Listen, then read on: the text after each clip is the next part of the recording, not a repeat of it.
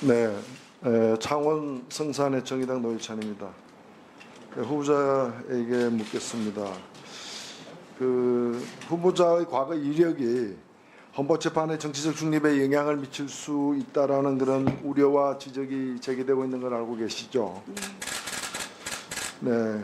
그리고 근데 후보자는 아까 뭐 다수의 어떤 법조인들이 지지 선언을 하는 그런 과정에 참여한 적은 있지만 뭐 그렇게 적극적으로 혼자 나선 일은 없다라고 그런 취지로 말씀하셨습니까?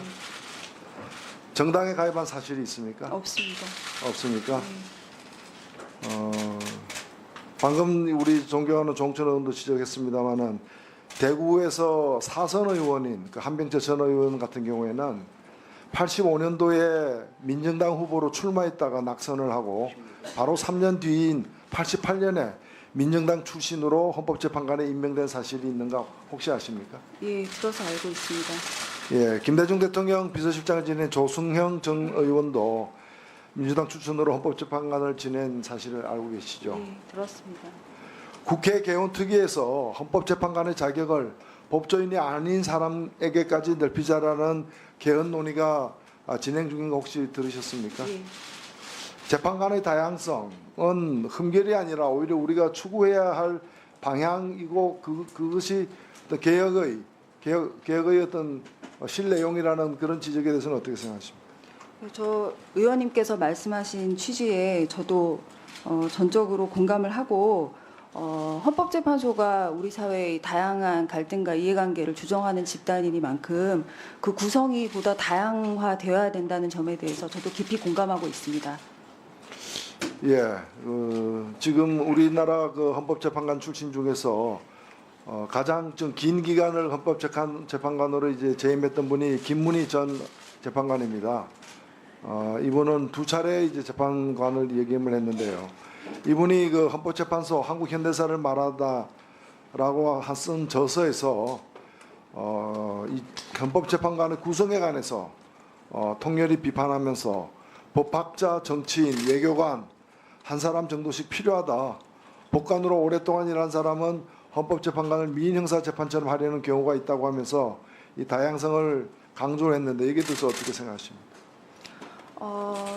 기본적으로 헌법재판이 그 사법작용으로서의 성격이 강하기 때문에 판사나 어떤 검사직에 계시던 분들을 헌법재판관으로 임명해 온 것으로 알고 있습니다. 그런데 어떤 그러한 경력 같은 것들이 좀 다양하지 못하게 구성되어 있어서 우리 사회의 좀 다양한 목소리를 듣는데 한계가 있다라는 지적이 있고 저는 그러한 점에서 헌법재판소 구성원들이 보다 좀 다양하게 구성이 되어야 되고 또 그 자격도 비법조인에게 개방하는 논의가 이루어지는 것으로 알고 있는데 그러한 논의들도 국민들께서 헌법재판소의 구성의 다양화에 대해서 동의하시기 때문에 그러한 논의들을 하고 있는 것으로 알고 있습니다. 현재 그 헌법재판소 재판관이 모두 8분입니다. 근데 대부분이 서울대 법대를 졸업했고 그리고 또 대부분이 한 분을 제외하고는 다 판사 출신이에요. 이렇게 될 경우에는 비슷한 어떤 가치관, 철학으로 비슷한 어떤 판결을 내릴 가능성이 크고 우리 국민들이 다양하게 갖고 있는 그런 가치관을 제대로 반영하기 힘들다라는 그런 지적에 대해서는 어떻게 생각하십니까? 지금 의원님께서 말씀하신 내용에 저도 깊이 공감하고 있습니다. 예, 후보자 그 유학 중인 자녀 그 계좌와 관련해서 말씀을 드리겠는데 계좌가 모두 4개죠. 예, 맞습니다.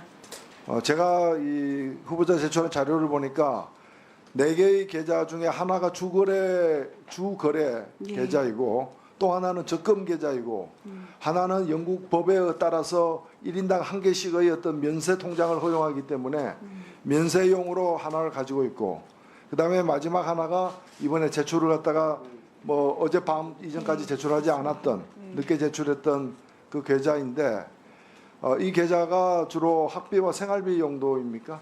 그러니까 제가 그 잔액이 지금 영원으로 되어 있는 계좌가 아마도 저희가 송금을 했던 계좌가 아닌가 싶고요. 그리고 그 계좌에서 이제 주로 저희 딸이 학비와 생활비를 사용하는 계좌로 돈이 이체가 됐었던 것 같습니다. 그래서 예. 제가 어저께 그 영국 옥스포드시에 거주하고 있는 교민들에게 전화를 해서 네. 한 확인을 해봤습니다. 해봤더니 요즘에 학비가 옥스포드 대학 학비가 17,000 내지 18,000파운드 그리고 생활비가 연 10,000파운드 내지 15,000파운드 든다고 하는데 맞습니까? 연 학비가 23,400 파운드 정도. 그렇습니까? 예, 그렇게 들었고 또 그 외에 기숙사비와 생활비 같은 것들이 있었습니다. 그거는 한 번 더 확인을 해주십시오. 제가 예. 그 옥스포드 대학교 그 홈페이지에 들어가서 확인한 것도 네. 그 교민이 전달한 내용하고 비슷하거든요. 더 예. 들었다면은 그 근거 같은 걸 갖다가 나중에 한번 자료로 갖다가 제출해 주시기 바랍니다. 네, 알겠습니다. 이 지금 유학 중인 자녀가 스스로 뭐 돈 번 일은 거의 없는 것이죠. 예.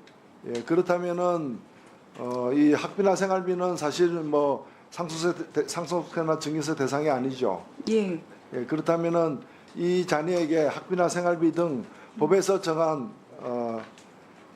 그 세금이 면제되는 그런 용도 이외의 목적이나 용도로다가 거액의 돈을 갖다가 준 일이 있습니까? 아니 그런 사실은 전혀 없고 송금한 돈은 전부 다 학비와 생활비, 기숙사비로 쓰였습니다.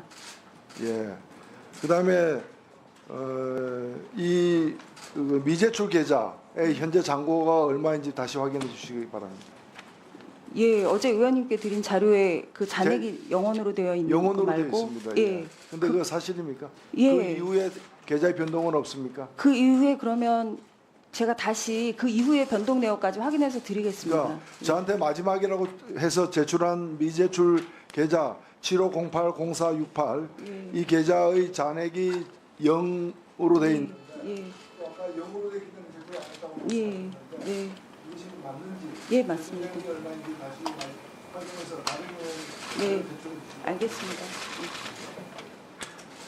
예, 수고하셨습니다. 다음은 존경하는 정성호 의원님 질의해 주시기 바랍니다.